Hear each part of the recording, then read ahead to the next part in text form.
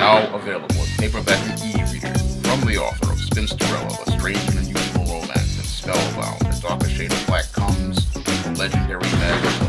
And you get the conclusion of the Spinsterella trilogy in paperback and e-readers at online booksellers today. I was on Facebook yesterday and I noticed that Amy Necrotique proposed a question in the alternative YouTube creators group. And this question was, where have all the goths gone? Because there has been a significant decline in the number of goth videos posted on YouTube. And over the last 3 or 4 years, as I've been on YouTube, I've been subbed to numerous goth channels. And it used to be there was a regular flow of content on many goth channels, and some people were literally posting new videos every week. Some people were posting new videos twice a week. Others had 2 channels and were posting videos on both channels, and there's been a serious drop in the number of goth videos over the last couple of months. And over the December and January period, these number of goth videos has literally dropped down to a trickle of videos. So people in the goth YouTube community just haven't been producing content like they used to back in 2015 when I started watching goth videos as part of my research for the Spinsterella trilogy. Back then, there was literally almost a goth video almost every day from various goth YouTubers, but that number of videos has really started to trickle down to a drip or a drab where we see maybe one video from one person who hasn't produced a video in months, or some people who used to produce 2 and 3 videos, they're down to 1 video a week. Now, I've been watching numerous goth channels, and there are a number of reasons why goths have stopped producing videos on the regular like they used to. Now, I know a lot of goths are going through some personal issues, so that's one of the reasons why some goths aren't producing content like they used to. And I understand that they have to put their personal problems first and they have to make their lives a priority. So if they're going through stuff, that's just them dealing with the things in their life. That's what people have to do. They have to make things a priority in their life, and they have to take care of themselves first, and they have to put themselves first, because the only person who takes care of you is you. So I understand why people have to step away from the camera to deal with their personal problems. Now, there are other goth YouTubers, especially a lot of the smaller ones.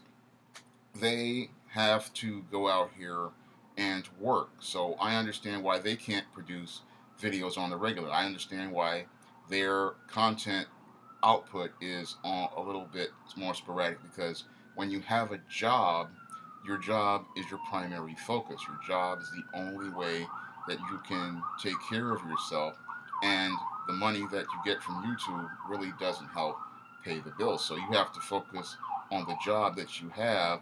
And usually when you come home from work, a lot of people don't have the energy to go out here and make a video. I know this for a fact because I remember a day back when I was working at City College about in 2008 where I was so tired I was about to crash, and I was literally trying to come and work at this library, and I was also trying to edit 2 of the books that I was getting ready to publish as I was getting ready to come back to publishing. So I remember one day I was in the middle of editing a manuscript and I was literally about to crash because I was so tired. So I understand why some goths haven't gone out here to make videos, because some goths, they literally have to put on all that makeup, they have to put together an outfit, and then you have to sit in front of the camera and then discuss something, and it's hard to do that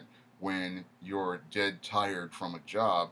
And then after you shoot all that raw footage, you then have to go out here and then edit it in an iMovie or one of the Corel softwares or something like Final Cut, and that takes a lot of time, especially if you've got different scenes spliced together and different frames spliced together. It takes a lot of work to put together a single video, taking footage from your digital camera or your laptop and just putting it together. People just don't understand how much work goes into putting together a 10-minute video. This is something I knew all the way back from high school when I was part of the video club, and you have to take hours of footage and just put it to splice it together to make a 10-minute video. You can take an hour's worth of footage to make that 10-minute video we all watch, but it takes a lot of time to put together one of these videos.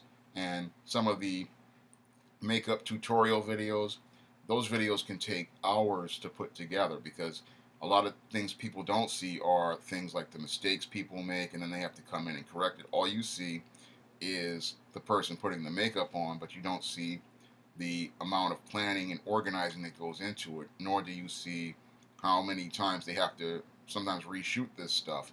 So I understand what goes into making a video. Then there are those who are sitting there and they want to make great content. So some people, they're really thinking about what type of videos they want to make. Thinking about what type of topics they want to discuss. And that takes time too, because sometimes you just want to make a quality video that really shares some great information, and it takes time to do research to make that type of video. So I understand that some goths out here, they really want to produce some really unique content and some interesting content, and that's one of the reasons why they are just taking their time thinking about what they want to put together before they go out here and make a video.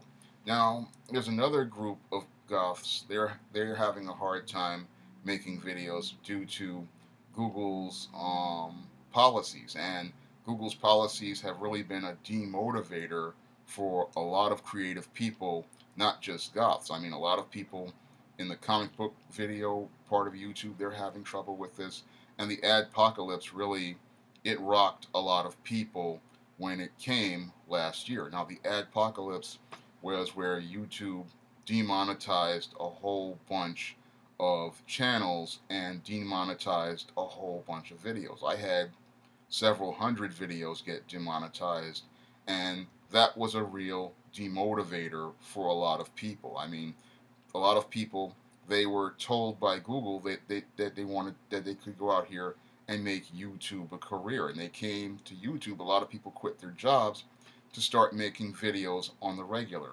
and then we had YouTube then decide they were going to change their policy, and they were going to just go out here and demonetize entire swaths of videos. And what a lot of people didn't know was a lot of goths this was their job. A lot of people, this was their way of making money. This was their way of paying for things like new cameras, like ring lights, and like equipment. Moreover, it was a way for them to pay to create new content, because some people were making enough to go out here and go on trips or go to different events, and this was the way they helped pay for those trips. And when Google created the adpocalypse and demonetized all those channels, what happened was a lot of people's incomes were cut in half. So a lot of people, just didn't have the money to continue making videos like they used to, and that really had an impact on Goth YouTube and the Gothic YouTube community, because a lot of people in the Gothic YouTube community, again, they were relying on that AdSense money to be able to expand their channels and reach new audiences. But when they started demonetizing a lot of Goth YouTubers' channels, what it led to was a lot of Goths being forced to scale back a lot of plans that they had for videos, and it led to a lot of Goths being forced to think about doing different type of videos. Because one of the reasons why I believe we got a lot of haul videos from different Goths was because they had the money to go out and go shopping. But when you don't have the money to go out and go shopping, you can't create the haul videos, nor can you make the videos where you go to places like a Comic-Con, because Comic-Con is expensive.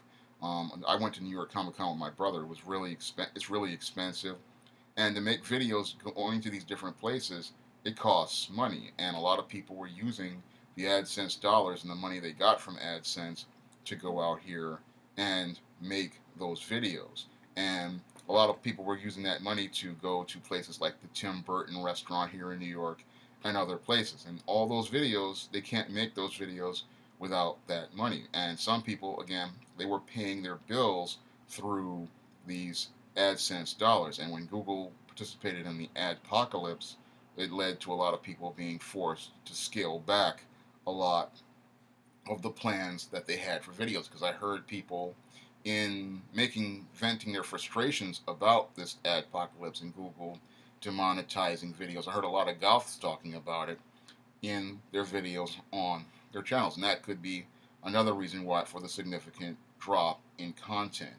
Now, another policy that Google implemented that really started to, I believe, lead to decline of goths posting videos was their new recent policy where which relates to people being partners on YouTube. Now, the old policy was you had to have 10,000 views in order to be considered a YouTube partner. However, the new policy is that you have to have 1,000 subscribers and you have to have a certain number of hours in order to be considered a YouTube partner. And that really knocked a lot of the smaller goth YouTubers out of the partner program, because a lot of the smaller goth YouTubers, they work, and because they work, they don't have the time to go out here and make videos every week. Again, a lot of people making videos is just their hobby, and it's just something that they do to share their hobby with others. And then others were using this as a way to create content on the regular. Some people, again, they quit their jobs to make YouTube videos, and they were getting demonetized.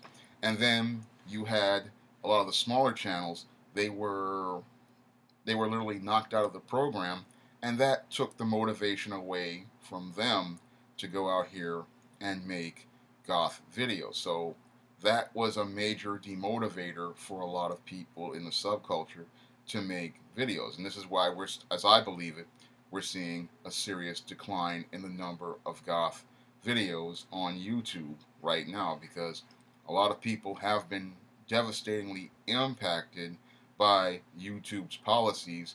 And this reminded me so much of what happened with MySpace. Now, with MySpace, it was a place for friends, and a lot of creative people like goths, like comic book artists, like writers like myself, we would go to MySpace to share our content with people. And MySpace decided they were going to implement the 2.0, and then they had all these trolls and spammers there, and what that did was it drove a lot of people off the site. And what I'm seeing right now is the exact same thing happening to YouTube with the goth subculture, and even some of the comic book guys who make videos, and some of the black people on YouTube. They're getting frustrated because they came to YouTube, they were offered a part of the partner program, they were making money, and now that YouTube has changed the rules, they have no financial incentive to continue making those videos, because you have to literally make videos almost every day in order to stay monetized on YouTube, and you have to make a certain amount of videos that get a certain amount of views to get the hours for the program. And when you work, you just don't have the time to go out here and continuously make these types of videos. So that's why I believe we're seeing a significant drop in goth content.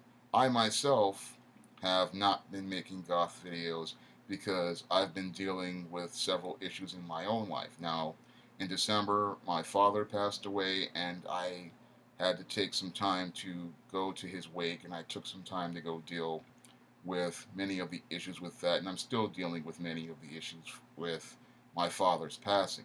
And I want to make sure that I wanted to make quality content, so I usually try to make videos with a lot of substance, and I really want to make some content that really gets people thinking and gets people talking. And I've made several videos that people have shared related to the goth subculture that have been shared, because I was talking about different topics as related to the subculture. Like, a lot of people wondered why a lot of the younger goths weren't going to the clubs, and I did a video talking about the goth generation gap, and that one was shared quite a bit. And I have some other goth videos planned. Like, I wanted to do one related to creating modern goth literature and creating literature about the modern goth subculture. I really wanted to do that video, and I wanted to make sure it was a quality video, because I always believe that we need more fiction which presents positive images of people in the subculture, and we need more positive stories of people having lives in the subculture. And that was one of the things I wanted to do with the three Spinsterella books, Spinsterella, Spellbound, and Legendary Mad Matilda, was present you positive images of people in the subculture and living life in the subculture, and give people a clearer picture of people having lives in the subculture. Now, I know a lot of goths are also writing books, and I also wanted to give them tips and pointers in that video towards writing a book or going out here to publish a book and trying to reach the larger audience of goth readers out there. And that was a video that I had planned to do, because it was something that I had experience in writing the three Spinsterella books and then going out here to publish them and then go out to promote them. So that was a video that I wanted to do, and there are other goth videos I wanted to do, and I wanted to make sure they were top quality. I was really thinking about the type of content I want to put up here, because a man making haul videos, that's just not going to happen. This guy doesn't make haul videos. The type of videos I want to make have some substance to them, and I want to make the type of goth videos that have people discussing topics in the subculture and discussing things like the goth generation gap and bridging the goth generation gap, and things like goth literature and creating modern contemporary goth literature, so that baby bats can learn about not only the history of the subculture, but tell stories from their period and their experience. And those are the type of videos I want to do. And I still want to continue making goth videos in addition to much of the other content. And I have plans to continue making them. And I believe a lot of the other goths have plans to continue making goth videos. They just have to find a way to overcome many of the obstacles that are in front of them, like what Google's policies are with YouTube and things that they're going on. And I believe that this is just a short-term number of videos not being made, and I believe things are going to bounce back, and we're going to see goths making videos again on the regular, because I plan on making a lot more goth videos, and I'm hoping many of the other people in the goth community on YouTube continue to stay here to make videos, because it's a great community that I've seen over the last couple of years come together, and it's almost like a family. And that's one of the great things about being a part of Goth YouTube, is that everybody just lets you in, and it's literally like a family. People share with each other, and I've met a lot of great people here, and I really would love to see the goth community get past this period and really start to grow again, because one of the great things that I enjoy about coming to the library is seeing those new goth YouTube videos and seeing people share their content and their experiences from all over the world. That's one of the great things about Goth YouTube, is that it literally is a family. It's like a family in some ways, and it's a community of people who have really come together on YouTube, and they've come together to build something great. And I'm hoping that it continues to expand, because it is one of the best places on social media. If you'd like to help me make more videos, you can donate to my Patreon by clicking the link in the description box. And if you want to try the 3 books in the Spinsterella trilogy, Spinsterella, Spellbound, and the Legendary Mad Matilda, you may do so by clicking the link to Amazon.com. That's all I have to say for this video. You can comment, rate, and subscribe.